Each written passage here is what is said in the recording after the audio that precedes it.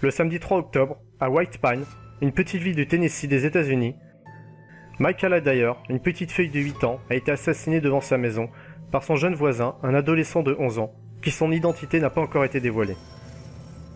Il est aux alentours de 19h30 à White Pine lorsqu'un adolescent demande à sa voisine, Michaela, de lui montrer son petit chiot.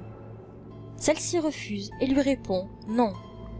L'adolescent, manifestement frustré, rentre chez lui pour prendre un fusil de calibre 12 qui se trouvait dans un placard qui n'était pas fermé et est revenu voir Michaela et lui tire une balle dans le thorax.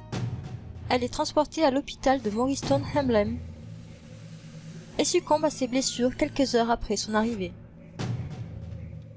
Selon un témoin du drame, avant de mourir, la petite fille aurait dit à l'adolescent « Pose cette arme avant que quelqu'un se fasse tirer dessus. » Michaela, sa famille ainsi que l'assassin vivaient dans des mobil-homes.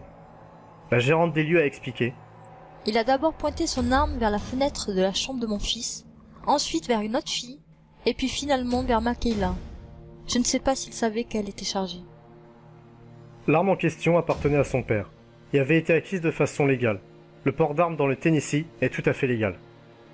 Le shérif local, M. McCoy, a indiqué lors d'une conférence de presse que l'adolescent de 11 ans avait été placé dans un centre de détention pour mineurs jusqu'à sa prochaine audition, qui est prévue le 28 octobre 2015.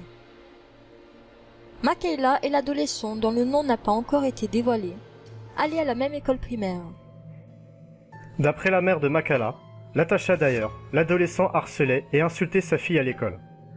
Elle était allée en discuter avec le principal de l'établissement, puis le jeune garçon a cessé de la harceler, et puis voilà qu'aujourd'hui, il lui tire une balle dans le thorax.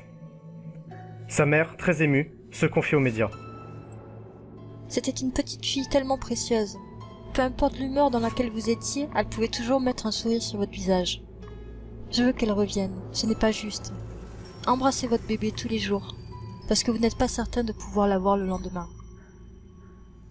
J'espère que ce garçon a retenu la leçon parce qu'il a pris la vie de mon bébé.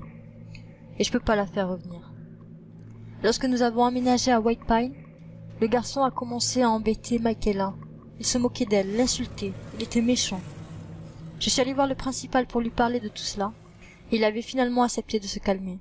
Mais soudainement, hier, il lui a tiré dessus.